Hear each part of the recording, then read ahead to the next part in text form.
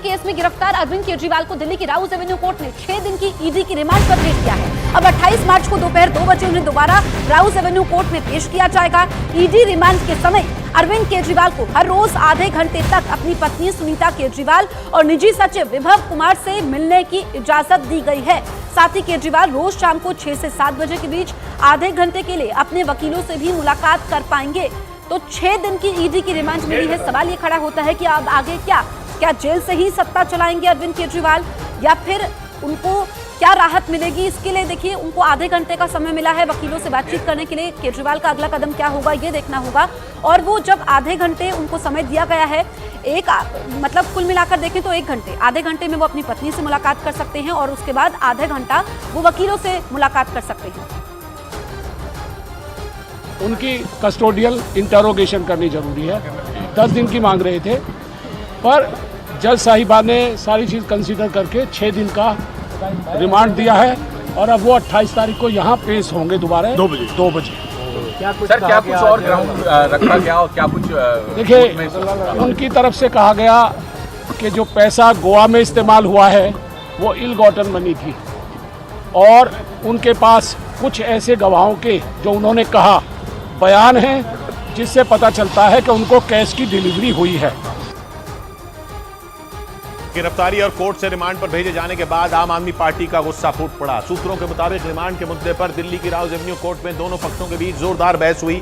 ED के वकील ने केजरीवाल को घोटाले का किंग पिन बताया, जबकि अरविंद केजरीवाल के वकीलों ने एक राज्य के मुख्यमंत्री की गिरफ्तारी को सरकारी एजेंसियों के दुरुपयोग की मिसाल करार दिया। कोर्ट में हुई इस बहस से पहले दोपहर करीब 12:30 बजे ईडी अफसरों का काफिला अरविंद केजरीवाल को लेकर ईडी दफ्तर से राउज एवेन्यू कोर्ट के लिए निकला।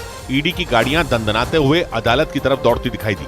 आम आदमी पार्टी के कार्यकर्ताओं के प्रदर्शन को देखते हुए ईडी दफ्तर और कोर्ट के बाहर भारी संख्या में पुलिस और आरएएफ के जवान तैनात कर दिए गए। कोर्ट पहुंचने के बाद ईडी के अफसर अरविंद केजरीवाल को लेकर सीधे जज के सामने पहुंच गए। इस दौरान कोर्ट के गलियारे से गुजरते हुए केजरीवाल का एक वीडियो सामने आया जिसमें 10 से 12 ईडी अधिकारी उन्हें कोर्ट रूम की तरफ ले जाते नजर आए।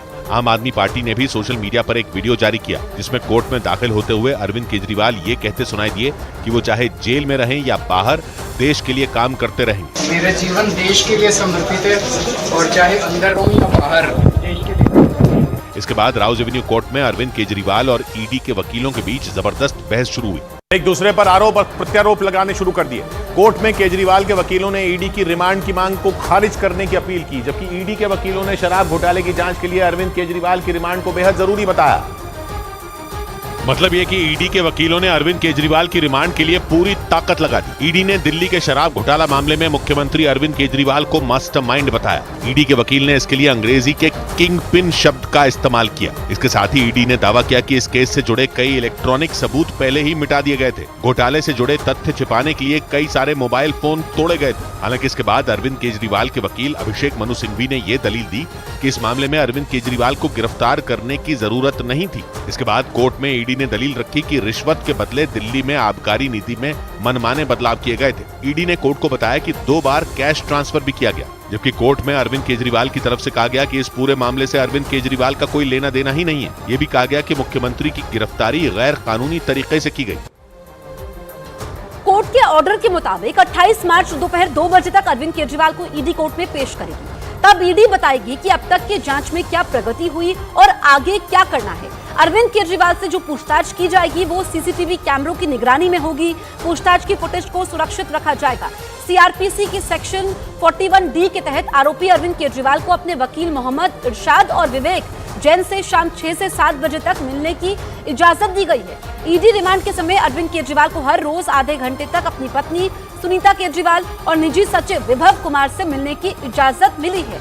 केजरीवाल की खराब सेहत को देखते हुए कोर्ट ने ईडी को आदेश दिया है कि वो डॉक्टरों की सुझाई गई डाइट उन्हें मुहैया करवाए। ऐसा नहीं करवा पाने की हालत में उनको घर का खाना खाने की इजाजत होगी।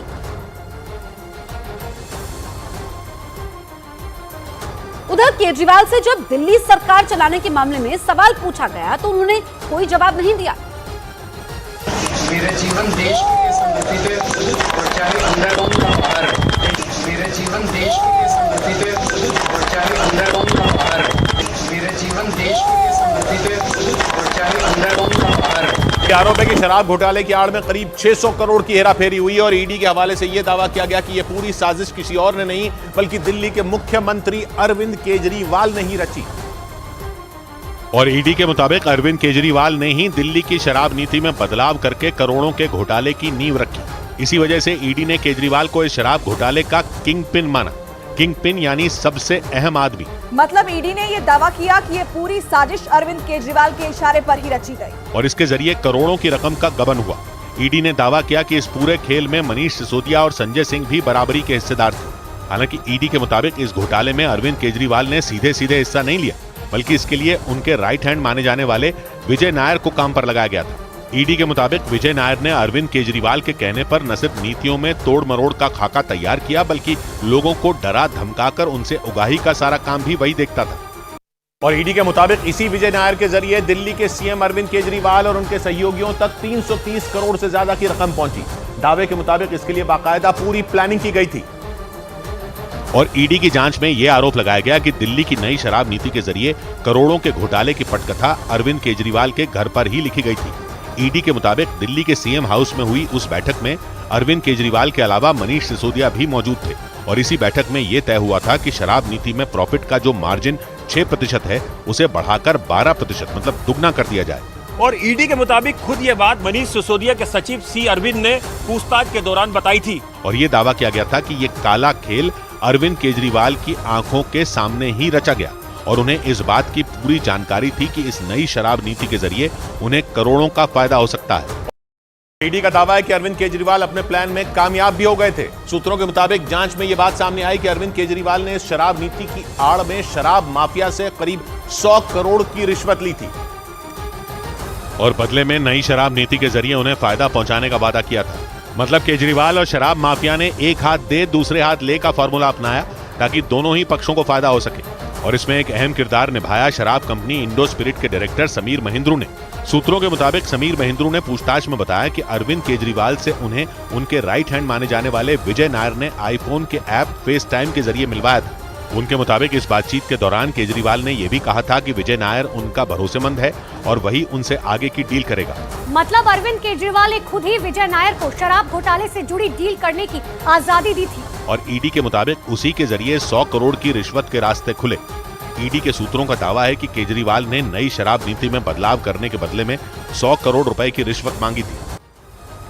उधर आम आदमी पार्टी ने केजरीवाल की गिरफ्तारी के खिलाफ दिल्ली में प्रदर्शन का ऐलान किया है। सुबह 10 बजे आपके नेता और विधायक शदीद पार्क को जाएंगे, विरोध प्रदर्शन करेंगे। आप ने इंडिया गठबंधन में शामिल पार्टियों से इसमें शामिल होने की अपील की है। साथ ही आम आदमी पार्टी ने 25 मार्च को होली का कार्यक्रम स्थगित कर लोगों से मिलने का प्लान बनाया है। 26 मार्च को आम आदमी पार्टी प्रधानमंत्री आवास का घेराव करेगी।